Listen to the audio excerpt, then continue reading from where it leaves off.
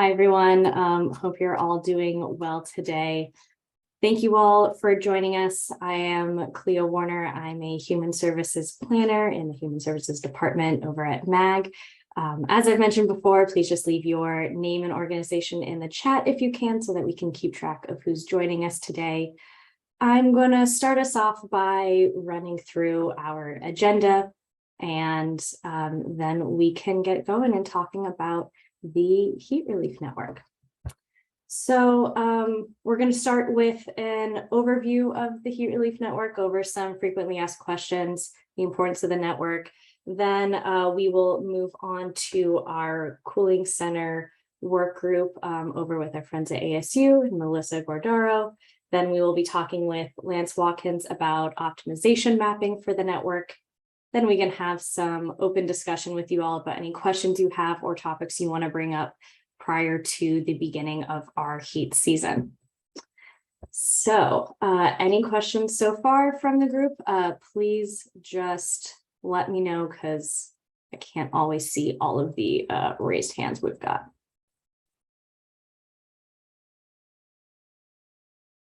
And I will stop sharing for a moment so I can switch over to our PowerPoint.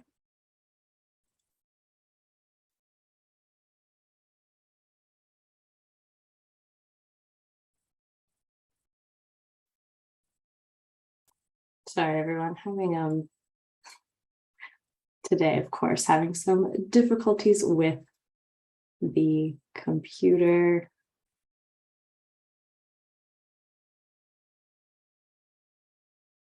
Can I help in some way, Cleo? No, you're good. Just making sure I am sharing the right screen. All right, can everyone see the PowerPoint? Yes, we can. Thank you so much. Okie dokie. So let's get into the Heat Relief Network. So what is the Heat Relief Network, or the HRN, as we call it for short most of the time, and how is it formed? This initiative launched in 2005 after there was a heat wave that left about 30 individuals dead, most of which, or maybe potentially all of which, were part of our unsheltered population. And working together with the health department, MAG helped map out how we could address this issue by pinpointing some areas in the region where help could be offered to communities in the form of water, shade, AC, fans, simple things, but incredibly important for this effort. So all of this being done with the overall goal to reduce the number of heat-related injuries and deaths in our region, ideally to zero, but lower these as much as we can. So then what is MAG's role in all of this? Well, we help map the resources available in the region, and we make this map public to everyone. So I'm going to go through some of the definitions of the sites that we do map, and we can answer any questions about those. We did add a new site for this season, very exciting. We've been working really hard with our partners to standardize these definitions so that we can make them as clear as possible for everyone and get everyone on the same page about what to expect from each site. This is an ongoing process that we're still refining, but this is where we are at for now. So starting with cooling centers, these are indoor air-conditioned locations offering hydration. Then our newest site this year is a respite center. This came out of a lot of conversations with community partners about further defining a cooling center versus some place that someone might be able to rest. So we have added this site for this year. It is an indoor air-conditioned location offering hydration and allowing uninterrupted rest, sitting or lying down, depending on the facility, during the hours of operation. Then we have our hydration stations, which is offering bottled water, and depending on the site, maybe some other collected or donated items. And then our donation sites, which are places where you can donate water, toiletries, and any other materials that might be useful for the heat season. So what each site looks like specifically is, of course, dependent upon the facility, but it is an ongoing effort to figure out how we can ensure that people using these sites have a clearer expectation of what services they will receive when they are visiting each of the sites. So we basically coordinate the mapping of these 4 pieces. And I just want to quickly confirm MAG does not distribute donations or the water supplies.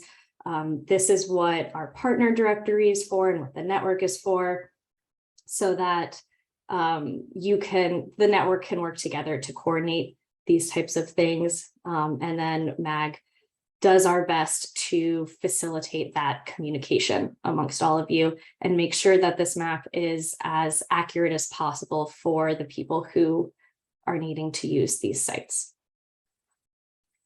So do we have any questions so far here while we are on this site definition slide?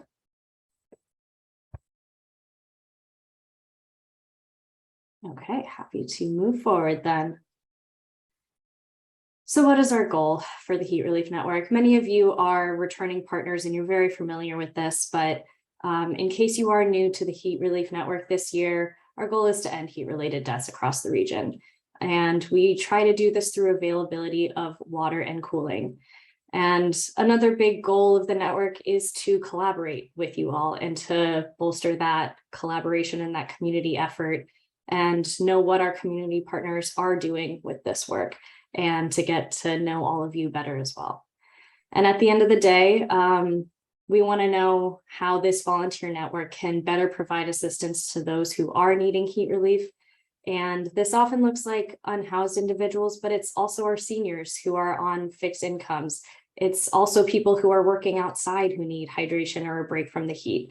So we really want to emphasize that these spaces are for everyone and anyone who needs that help. And then how can you get involved? How can you become a partner? Again, many returning faces here, but just in case, the first step is to go to our Heat Relief webpage, which has a resource page available for potential partners. And this is where you're going to find our application submission form. This form is not up yet. It will be available in April, and we'll send out an email to you all as soon as it is up. So what you will do is fill out that application form, which we'll go into a little bit more on our next slide, and answer some questions so that we can get your information on the map. On our page, you'll also find some resources coming soon that will be sort of like a media toolkit for people to have the Heat Relief Network logo, some signs you can print. This year we have a QR code as well, so that we can get that out in the community, and that QR code will link directly to our map. And we'll have other types of materials for various forms of media that our partners can use throughout the season. So if you have partnered with us in the past, you're still going to need to fill out that submission form and an application each year for the Heat Relief Network. We know that site locations change, hours change, maybe the nature of what your site is able to provide changes, and we want to just make sure that this information is as up to date as possible. So then once the map is up, we'll email you again as well, because we want to make sure that you know if your information is correct or not on the map, so that you can tell us if we need to make any edits. So then this is what your submission form landing page is going to look like. And I just want to quickly review a couple things that have changed this year. So we do have the addition of the respite center option on the submission form, and it provides a little bit of an example of what a respite center might be, so that you can better determine if what your facility is going to offer fits into that category. And we've also added that if you are going to have a generator at your facility, to kind of estimate for us roughly how long you think the generator will keep your facility running safely in the event that there is some sort of emergency situation that we face this season. And recognizing that the heat begins before May 1st most years, please indicate if your sites will be open in April and lasting through October this year, or maybe even earlier or later. We know that our heat days are increasing every year, and this is in an effort to see how long we are able to expand our heat relief efforts for the region. And lastly, a change on the submission form is that we have partnered with the Maricopa County Health Department to have an additional section. I'm sorry, more questions on the application. This one's very important though. These questions are specifically related to policies and procedures around substance use and overdose. And this is very important data for our region. So we thank you for completing those. I believe it's just like 3 questions as well at the end of the submission form.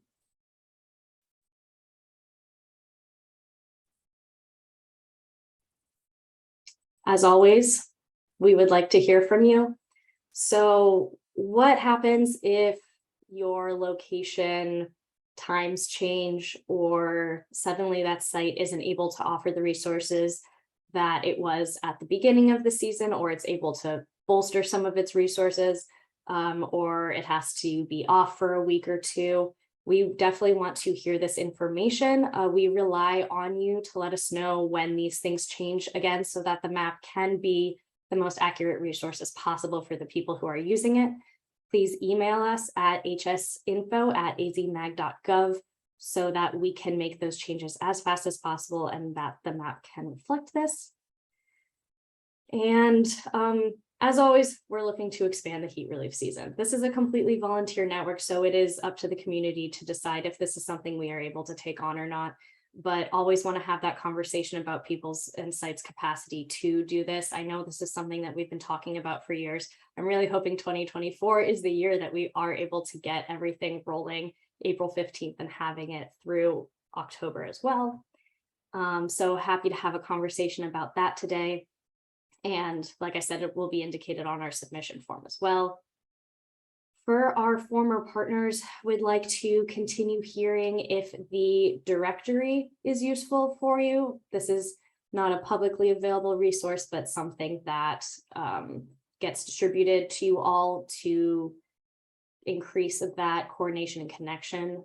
So if you are a hydration station, connecting with a donation site to get those water bottles, things like that. Barbara, I see you've got a question. Yes, I put it in the chat, but I wanted to find out if there are any locations in Scottsdale planned. You know, we don't have the submission form up yet, so we don't have that information as of now, but perhaps there is someone on the call from Scottsdale who you could connect with to get that information.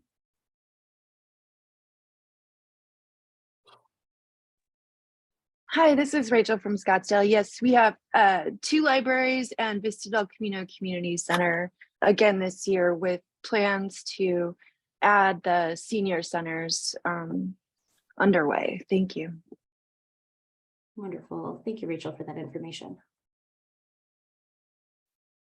And sorry, everyone. I have a limited screen space today, so I don't have the chat up immediately in front of me, but I will look at it in a couple of minutes. So then also we are going to, in an effort to keep everyone updated and connected throughout the season, we do have our newsletter that we will be sending out throughout the season. This is going to contain any changes, updates, news, tidbits for you all, but we'd love to know what else could be helpful for you to know, either from us, if there's some sort of standing item or update that you would like us to send out. If there's any updates you have for us, such as like an event you'll be putting on that you'd like us to promote, please use that HS info email to let us know if you would like any sort of announcement blasted out to the Heat Relief Network community. We would be happy to facilitate that. All right. And from there, we are going to move to Melissa with ASU on the Cooling Center Working Group. She's just going to tell us a little bit about that effort. Sure. And if you could just make a note, Cleo, that after we finish our presentations, if we can just talk about intake forms. I don't know if Aaron is going to bring that up, and how we're trying to get everyone to ask the same 5 questions so that we have an idea of who's visiting the centers. Yeah, definitely. Thank you. I was in the middle of typing that in the chat. So we do have this cooling center working group, which I think that sometimes it's confused with the MAG Heat Relief Network. And understand the MAG Heat Relief Network is all about the map, and that map is the network. However, we have a working group that meets the third Tuesday of each month at 2 o'clock. And it includes people from cities, from not-for-profits. The Faith Network, the Arizona Faith Network, has a robust role there. MAG, health departments, and it's really for people who are standing up cooling centers or who are interested in assisting cooling centers. And anybody can come. It's an open group. If you would just email me, I will add you to the list.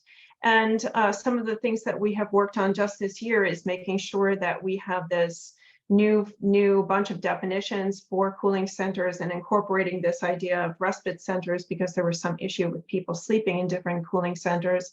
We're trying to work towards also having a cooling center coordinator, project manager, someone who would be the point person and in charge of the cooling center coordination. Because right now we have certain groups that need materials. We have certain groups that are willing to donate materials. And we tried to launch this platform that was supposed to be an independent sharing platform, but we really need somebody who's organized and is working on this year round, if not certainly during the heat season. So we're trying to figure out how to execute that. And then the other thing we're trying to do is to figure out who is using the cooling centers, how long they're using the cooling centers, how can we best serve the people who are using the cooling centers, how do we get people in? We know that we have a last mile problem, if you will, that there's a lot of information out there about cooling centers that other professionals, not necessarily end users, are aware of and have access to. But how do we get that information to the people who we want to see in cooling centers? So everybody's welcome to come. Just email me and I'll put my email in the chat as well. Thanks, Cleo. Awesome. Thank you, Melissa. Do we have any questions for Melissa on this cooling center working group?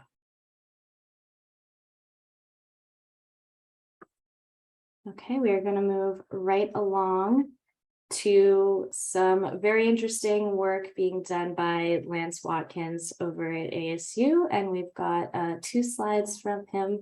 So Lance, I will let you take it away. Awesome, thanks. So as Cleo mentioned, I've just been kind of continuing the previous efforts to optimize cooling center locations within Maricopa County. And this is just kind of a quick overview of that. And then I have the most recent map on the next slide. So just to give you an idea of what we're doing here, in this effort, I've basically identified 10 locations in which we could consider adding additional cooling centers to improve access to vulnerable communities. So the idea here is if we're going to be adding additional cooling centers, where can we place them so that they're closer to these communities? And basically, I've been going about this using a tool in ArcGIS called the location allocation tool. It's got a lot going on, but the basic kind of components of it, it consists of about 3 different inputs.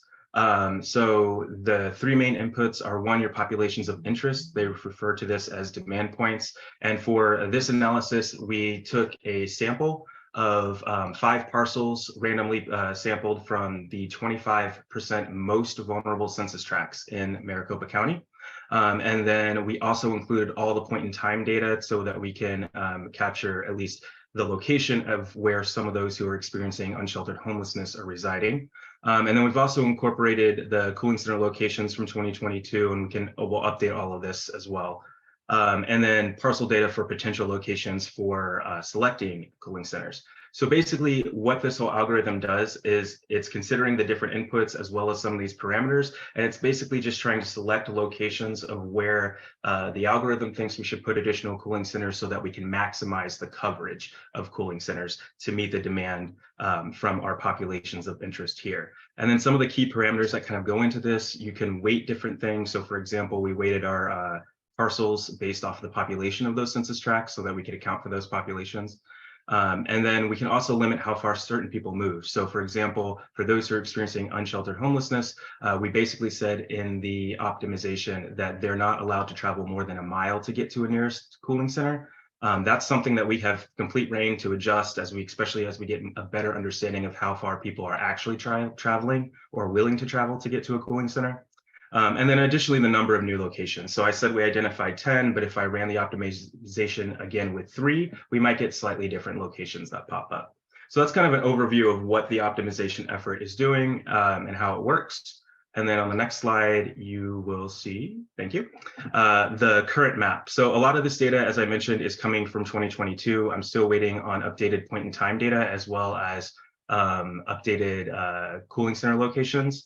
And we can actually even think about this optimization from now that we have kind of updated definitions. So, if we wanted to incorporate the respite centers specifically for those experiencing homelessness, we can kind of try to incorporate that in this analysis as well. But for this point in time, we're just looking at the cooling centers. You can see that there are 10 that are identified there.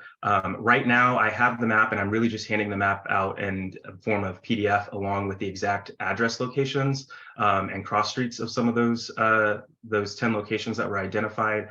I do have an intention to try to see if I can get this map uploaded to like an ArcGIS web map. If I can make sure that it's restricted from the general public, I wouldn't want the general public to, get a hold of this and just think that these stars are exactly where cooling centers are now.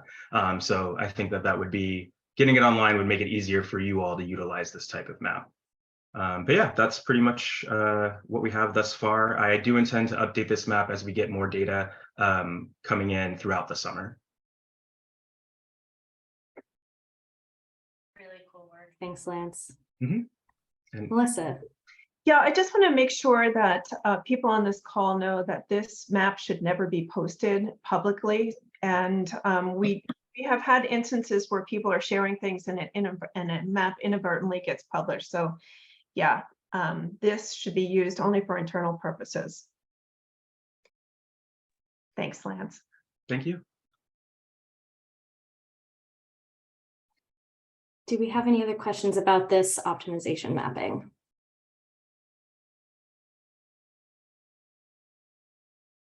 Okie dokie. Okay, so then lastly, we've got some discussion points for you all. If you have any questions or need help, Mag is definitely here to assist you in figuring out how to become a partner. Maybe helping with communication with any other sites so that you can get the supplies you need, or just want to hear about what it's like to be a cooling center, or maybe a hydration station. Just feel free to reach out to us. You can contact me directly at cwarner@azmag.gov or use that hsinfo@azmag.gov. And then you can connect with us on Facebook or Twitter. You can go to our website to get those resources. And I see in the chat we have some questions about map sharing. So Lance, I believe this one is for you. Melanie, are you referring to the optimization map or to the heat relief network map? The new map that was just shared, the optimization map. Okay, so if that could be sent out to the group, Lance, that is up to you. Yeah, I'm gonna go ahead for now to include, I'm gonna include my email in the chat here. And if you would like a copy of this map, and like I said, I also have those like exact addresses as well, just go ahead and shoot me an email. And I can also, if you want, I know I've had a few people ask for like kind of a zoom in for like their particular city so that they can see cross streets and stuff, and I can get that to you as well. So yeah, if you're interested, just shoot me an email. Great. Cleo, can I add one additional thing also? Sure. For those who are partners on the call today, again, we just really appreciate all of your work throughout the season. We know this is difficult work and that many of you are volunteers. We will be sending out a newsletter regularly to members of our heat relief network, which you all are.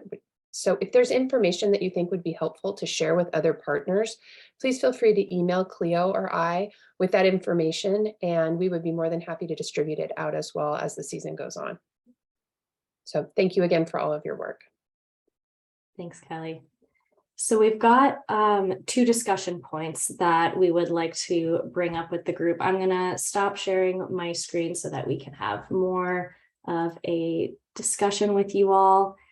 Let's talk about intake forms. This is something, and then I'll go to this, and then Barbara, I will get to your question.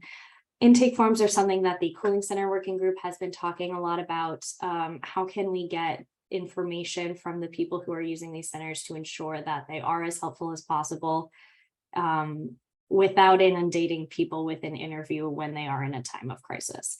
So hoping to do something like coordinate with the health department and our other major partners to get a list of very succinct, simple questions that we can ensure our sites are collecting, and just try to have a community effort to get that information. Melissa, do you want to add any more to that? If Aaron is on the call, that would be great if he could talk about the other work that he has been doing. We just want to have some sort of data so that we know who was using the cooling centers and why, and how they heard about the cooling centers. And there are various people who are doing surveys. We just want to make sure we're not duplicating efforts, but the execution of that has to be very sensitive, because these people are hot, they're walking in the door, and the last thing in the world you want them to do is fill out a 25 question questionnaire. So if Aaron could talk about the work that he's doing, that would be great. Yep, I'm here. So this summer, the health department, through our BRACE funding through the CDC, we'll hopefully be conducting a survey amongst cooling center visitors, and we're hoping to gain a better, well, visitors, and also we're going to do another survey amongst those, I guess we're calling it the general population.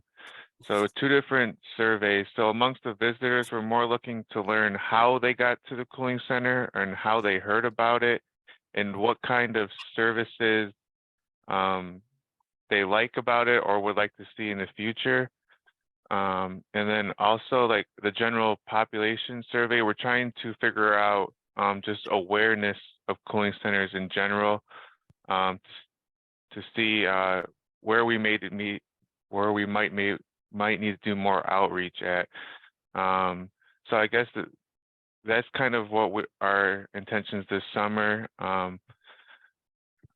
So we look forward to collaboration with everyone on that, and helping to improve the network as a whole.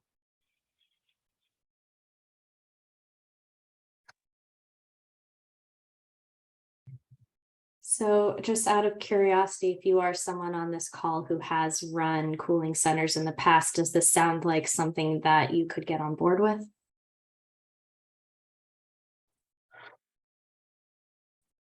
I mean, I think it's okay. I just think that it's an extra step, of service to the customer, but I have no opposition to it. Thanks, Barbara. Could I ask my question too? Yes, is it related to this? I just want to make sure we wrap up this part of the conversation. It has to do with actually the marketing and the PR. I have questions about that. Okay, let me just quickly check if anyone else has something to add on the intake form piece of that conversation, then we will go right to you.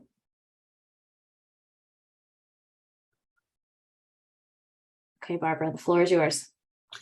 Okay, so at different times we get calls, whether a TV station or there could be a press conference at our location. And I just want to say that those things are great. And I think it gives the general public a better idea of the cooling centers and the respite centers and everything else. But I think often there's only been like a 2-hour notice. And I think if we could make it so that that kind of marketing or TV appearance or something like that could be a little more organized, I think that would help us, because if you get a call from Channel 10 and they say Maricopa County told us that we could be over there in a half an hour and talk to you about the cooling center, it's sort of awkward. to say to them, well, no, we didn't really know about it. So I just want to bring that up and figure out how we're going to do that kind of marketing or public relations or anything else.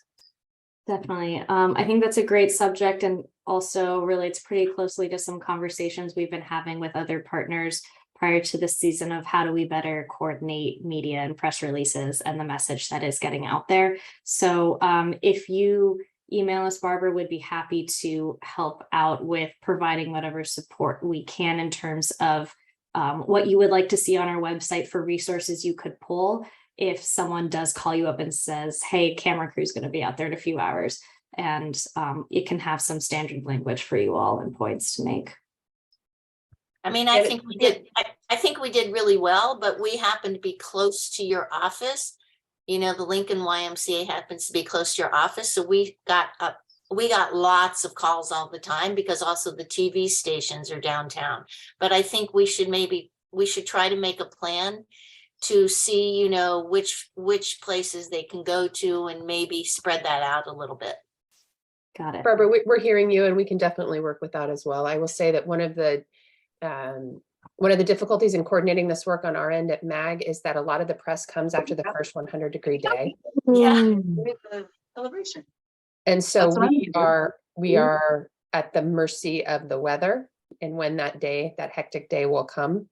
And it typically is, you know, predicted. It may or may not happen, but the first 100-degree day, then we have a long line of media calls and we're trying to find partners that are willing to take those. So it is not, I'm not trying to pass the buck here, but I will tell you, I don't think it's lack of organization on our end so much as it's an urgency with the quick news cycle, but we are hearing you, and I would agree with you. We would like to see it spread out more as well. And we will try to do a better job of that this year.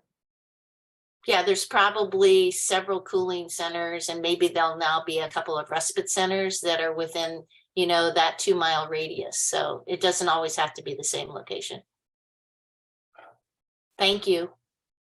Yeah, thank you for that. Heidi, you've got your hand up. Hello, Heat Relief Network. My name is Heidi. I'm with US Vets in Phoenix. My question is, do these heat relief stations, these respite stations, are they going to permit animals? As we all know, many of our unsheltered individuals here in the Valley of the Sun do have dogs. Thank you. Thanks for that question. So on the submission survey, you can put if your site will be accepting animals or not. So it is site specific. And we are working on how to get that information also out on the map in a more user-friendly way so that everyone knows what to expect when they are visiting these sites. But yes, that is a variable that we started factoring in, I believe, last year or the year before to the map.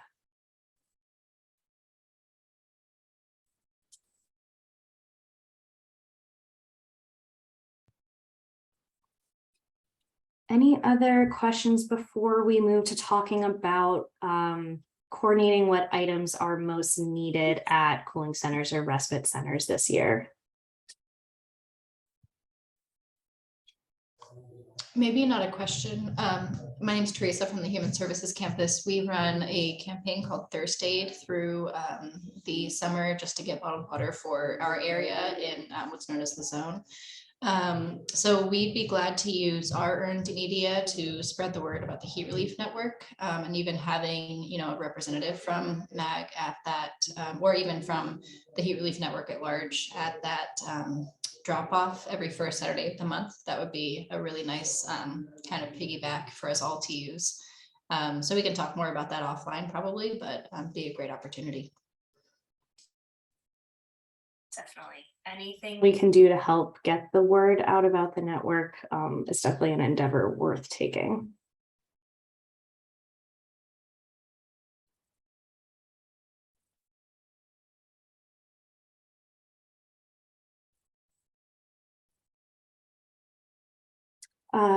Barbara, I see you've got in the chat ideas for water distribution sources. So is this how you can get more water bottles? So this is what we are really hoping the partner directory is for, so that you all can coordinate amongst each other and see who is a donation site or someone you know who usually has a great hookup for a bunch of water and partner directly with those sources. If you take a look at the directory and you say, this isn't helpful to me at all, we definitely want to know that so that we can A, make the directory more useful to you, and B, provide that assistance to you directly.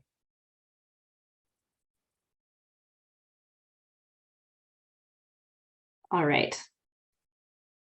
So does anyone want to talk about the most needed items at cooling centers, what they found last year they were really lacking, or just want to get ahead of some sort of effort to ensure that we all have everything we need based on a shortage that maybe happened last year? Happy to open the floor to that.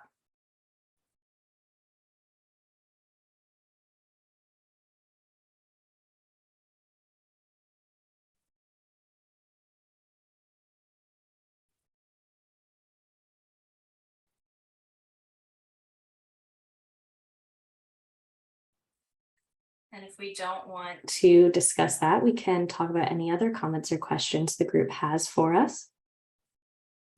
Barbara, thank you for the comment in the chat. Okay, seeing a lot about hats, other supplies, sunscreen.